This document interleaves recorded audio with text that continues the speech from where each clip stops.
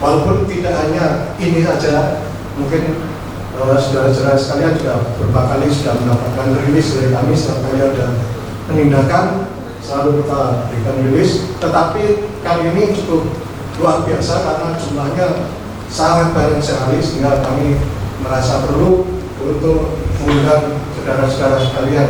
Untuk apa? Ya supaya masyarakat juga aware mengenai ini, bahwa memang penjualan ini akan semakin banyak, sehingga masyarakat bisa membantu kami memberikan informasi dan juga sadar bahwa membeli rokok ilegal ini, terutama yang dalam hal ini melalui marketplace ini juga sesuatu yang dilarang, ya, tidak baik, terutama untuk penerimaan negara. Ya. Baiklah, untuk penindakan yang kali ini kronologisnya, jadi ceritanya berarti tanggal berapa ya Pak? 10 ya, jam 7 malam dilakukan pengejaran Grand Max, ya, sebuah kendaraan black van berarti ya, dari sebuah jasa titipan di Wola ke gudang inbound di Tahunan, sebuah gudang inbound di sebuah perusahaan jasa titipan. Saya nggak sebut mereknya ya, nanti karena ini menyangkut kredibilitas dari perusahaan itu. Dari perusahaan jasa titipan yang ngepul itu kemudian ke gudangnya yang gudang haknya itu di Tahunan. Ya. Kemudian jam di pembelajaran terhadap marketplace tersebut itu. Kemudian yang kedua, apakah ada indikasi ketika marketplace itu juga mengirimkan seperti ini bisa dikenakan pidana? Mungkin itu Pak poin yang saya tanyakan. Terima kasih. Baik, terima kasih. Langsung jawab aja ya. Oke. Jadi Pak, kalau ada penindakan seperti ini, tentunya ada tahapan yang harus kita lakukan. Jadi tentu kita hitung dulu. Ini hitungnya aja belum selesai karena pajaknya aja 1.500 coba, dan mereknya beda-beda gitu loh. Buat sama merek itu enak. Kita enggak ada. Tapi yang jelas kita hitung dulu. Kemudian ada namanya surat bukti penindakan. Nanti setelah surat dari penindakan ini nanti akan diserahkan ke bagian penyidikan, ya. Tentunya memang akan dilakukan wawancara, ya, siapa yang ada di situ. Misalnya memang biasanya yang ada ya supir atau yang ada di situ, tapi bukan berarti harus supirnya tersangka.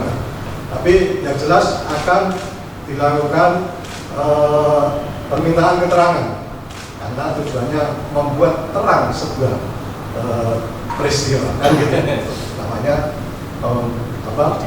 permintaan keterangan. Nah itu. Nah nanti kalau sekiranya memang cukup bukti, tentunya akan nanti terus akan diadakan gelar perkara dan sebagainya. Apabila cukup bukti, akan dinaikkan ke tingkat penyidikan. Pertanyaannya, apakah sudah pernah Pak? Nah, ini nanti mungkin Pak Rodrian bisa bantu.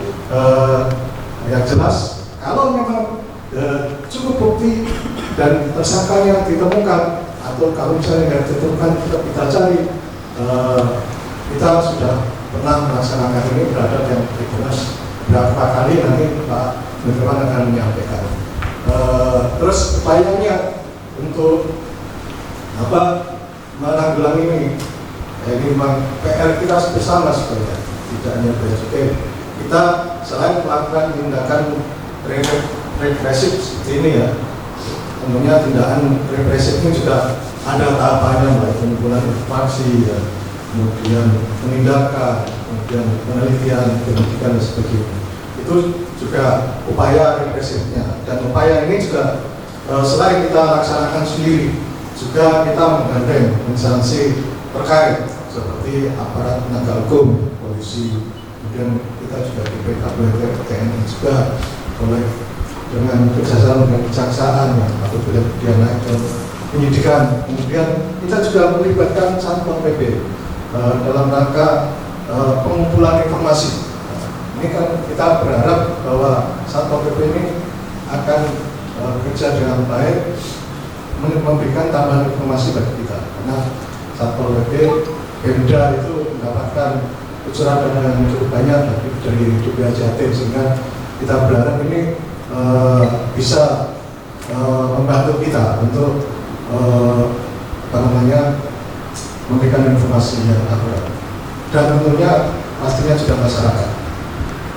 Dan masyarakat ini peran panjenengan sedaya juga dalam menyebarluaskan ini. Jadi ini bukan dalam rangka narsis ya, saya foto orang bukan, tapi supaya masyarakat tahu bahwa ini sekarang modusnya seperti ini, supaya masyarakat juga waspada dan kalau tahu bisa memberikan informasi ke kami. Gitu. Ini adalah peran serta panjenengan juga dalam membantu kami dalam rangka penegakan hukum di bidang cukai ini. Nah, kenapa kok masih banyak terus, Pak? Ya bagiannya akeh. Rokok itu yang panjenengan beli itu. Kalau yang rokok ada banderolnya, itu 60% buat bayar cukai coba. Nggak ada nek, orang bayar cukai bisa ngedol murah makanya, gitu. Kalau lebih ngedolnya bisa murah, lebih laris. Nah, itu kenapa masih tetap banyak yang walaupun kita melakukan upaya represif maupun preventif, memberikan sosialisasi penyuluhan dan sebagainya, masih akan tetap ada, dan mari kita juga mau membawa untuk mengatasi ini bisa, karena kembali lagi cukai tidak bisa bekerja sendiri. Mungkin untuk yang berikutnya Pak Mujuan. Terima kasih. Assalamualaikum warahmatullahi wabarakatuh. Selamat sore, salam sejahtera bagi kita semua. Om Swastiastu, Namo Buddhaya, salam kebajikan. Yang kami hormati Bapak Pangkator, para pejabat yang hadir, dan rekan-rekan wartawan yang kami banggakan. Terima kasih komentarnya, pertanyaan dari Kompas TV tadi. Perlu saya sampaikan bahwa di tahun 2022 kemarin modus online itu juga sudah marak. Kami memproses ada 3 perkara Pak modus online, 1 di Rembang, kemudian 2 di Jepara. Nah, modus online ini adalah mereka memanfaatkan kemudahan yang diberikan oleh fasilitator, yaitu marketplace. Di marketplace fakta yang kami temukan Pak, di sana ada jutaan akun Pak, SDN-nya terbatas sehingga tidak bisa melakukan takedown atas penjualan barang yang diduga ilegal. Kemudian untuk rokok ilegal ini mereka menyamarkan Pak, di akunnya itu produk yang dijual bukan rokok. Ada contohnya kemarin dijual adalah kain tenun, kemudian elektronik, tetapi di halaman berikutnya ternyata juga menyisipkan itu rokok ilegal. Nah, itulah peran dari marketplace sebagai fasilitator. Berdasarkan bukti yang kami peroleh, memang semata-mata hanya tidak cukup bukti bahwa dia turut serta untuk terkait dengan tindak pidana. Kemudian di tanggapan hari ini proses masih kita lakukan 1x24 jam. Nanti hasilnya akan kami sampaikan di rilis berikutnya. Apakah pelaku itu cukup bukti melakukan tindak pidana cukai, atau memang ada pelaku lain yang harus kami telusuri, nanti kami akan sampaikan di rilis.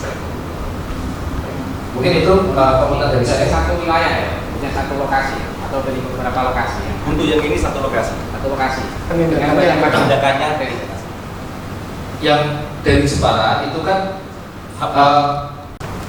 Jadi pada sore hari ini kita melakukan konferensi pers terhadap penindakan sebanyak 1.588 resi atau jumlah barangnya sekitar 1.539.200 batang rokok ya. Ini modusnya adalah dikirim melalui marketplace ya, penjualan online. Jadi terdiri dari paket-paket yang jumlahnya itu tadi 1.588 paket. Ini nilainya cukup besar, hampir 2 miliar atau tepatnya 1 miliar 931 juta 696 ribu rupiah nilai barangnya itu. Nah, kerugian negaranya karena dia tidak bayar cukai itu sejumlah 1 miliar 323 juta 935.184 rupiah, cukup banyak, lebih dari 1,3 miliar. Kalau untuk yang sudah dilihat itu alamat tujuan di mana sih Pak? Alamat tujuan bervariasi Pak, ada yang ke Jawa Timur, Jawa Barat, Jawa Tengah, luar Jawa, tapi pengirimnya memang dari Jepara. Jadi semua satu pengiriman dari Jepara semua? Iya, tapi tidak satu orang, ada beberapa pihak dan kita baru inventarisir ini satu-satu. Bisa ceritakan, saya ketahui itu awalnya bagaimana Pak? Jadi kami membentuk sebuah satgas ya, satgas yang namanya Satgas E-commerce dan jasa titipan, karena menyikapi belakangan ini memang semakin marak penjualan rokok ilegal melalui e-commerce. Satgas itu kemudian melakukan analisis dan kemudian melakukan patroli secara cyber ya di internet, dan kemudian setelah kita dapatkan informasi yang cukup, kemudian kita melakukan penindakan di gudang-gudang itu. Selanjutnya kemudian kita lakukan proses penyelidikan, dan apabila cukup bukti akan dilakukan penyidikan. Sejauh ini sudah ada yang diamankan Pak? Sekarang ini yang sudah diwawancarai berapa orang? Dua orang. Tapi itu bukan tersangka loh ya, belum statusnya, baru saksi ya. Kalau memang cukup bukti ya nanti bisa naik, atau kalau ada bukti lain misalnya dia nyebut si A, si B, si C, akan kita cari ya Pak ya, untuk kemudian kita proses. Apabila memang cukup bukti akan kita naikkan penyidikan. Barang ini dibongkar dari mana Pak? Personilnya siap. Hah? Tim cybernya ada berapa personilnya? Tim cyber berapa orang Pak? 15. Ada 15-an? Penindakan 15. Ada 15 orang. Mereka jam kerjanya jam kantor atau Wah, siang malang. Ini tadi lihat penindakannya aja jam berapa tadi? belum selesai penjajahan tindak lagi. Habis itu ora turu itu. Jadi karena jam kerjane. Kalau yang Jadi- pengiriman online ini modusnya disamarkan produk apa biasanya? Nah, tadi disebutkan ada yang disebut elektronik, ada yang baju ya, yang pink mau baju. Ada Produk yang rumah tangga. produk rumah tangga sebagainya. Ada termos. Mungkin jeans juga sekali ana sing merek Lois. Jadi macam-macam, tapi anehnya pembelinya itu juga bisa mengenali, oh ini rokok ilegal ya. Makanya dia bisa beli gitu. Jadi sudah tahu yang jual sama yang beli itu. Kode-kodenya itu loh ya. Pak, selain paket ini apa Pak yang diamankan selain paket? Kalau kita yang amankan ini aja, karena yang lain bukan kewenangan kita. Kalau kewenangan kita kan yang terkait dengan rokok ilegal. Pak, kalau dari alamat tesnya itu diketahui nggak pengirimnya itu satu orang atau banyak orang? Banyak dan kita inventarisir, tapi juga jangan berharap kalau alamat itu benar ya. Pak, penindakan dari ekspedisi itu dari paket atau mungkin dari pengirim sendiri Pak, penindakan ini Pak? Maksudnya? Paket mungkin misal JNE atau apa itu dari situ, apa langsung dari ekspedisinya, apa langsung dari pemilik? Dalam hal ini kita di paketnya itu Pak, di titik itu. Kadang kita juga di titik pengirimannya, jasa pengirimannya. Tapi untuk hal ini kita di jasa paketnya itu. Ya. Pak, itu kan ada tulisan toko-toko online dari mana saja ya Pak? Kira-kira nanti akan dilakukan pengejaran sampai sana nggak Pak? Di apanya? Untuk Ke tokonya? Bukan yang misalnya kan pengirimnya yang itu punya akun lah. Iya, ini penelitian. Iya, nanti Ya gini, ini Mas. kan diteliti lebih Kalau lanjut. ini kan masih diinventarisasi, dikelompokkan. Nama akun itu belum tentu mencerminkan siapa yang sebenarnya. Kita harus koordinasi dengan marketplace. Jadi akun ini siapa penanggung jawabnya, kemudian alamatnya di Kadang mana, alamat juga nggak benar. nomor Kan? rekeningnya berapa, mana, nanti datanya dari sana. Ini kan masih satu hari. Nanti akan ada kerjasama dengan pihak marketplace ya Pak? Terkait Pastinya kita data panggil siapa yang juga. menjual gitu. Ya. dan Mungkin kerjasama. pertanyaan kita ini Pak, lebih spesifik tadi kan dengan bilang bisa di print sendiri ya, mereka nge-print sendiri ya, Iya. ada kurir itulah. Ketika print-printan ini kemudian masuk ke marketplace, apa tidak terdeteksi gitu? Karena kan itu ada apa barcode ya? Di situ printnya muncul akun dia, Iya. kemudian marketplace-nya apa, Iya.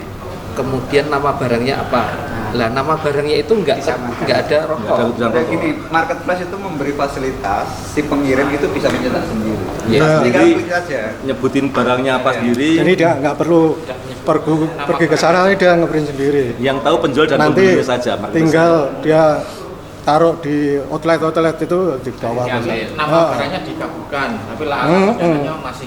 Karena kalau dijual di marketplace pakai juga rokok belum- udah alamat Belum pengirim tentu benar. belum tentu benar. Karena dia mendaftarkannya semisal panjenengan namanya siapa, ya pakai akun apa, nanti KTP siapa didaftarkan, nomor rekening siapa. Saya alhamdulillah kita sudah pernah dapat 3 itu ya. Iya. Itu effort sekali karena kita betul-betul menelusuri ya dan dapat orangnya. Itu luar biasa ini teman-teman. ini bisa. menarik karena jumlahnya sangat besar. Kita akan coba lagi. Mudah-mudahan dapat juga. Gitu. Oke.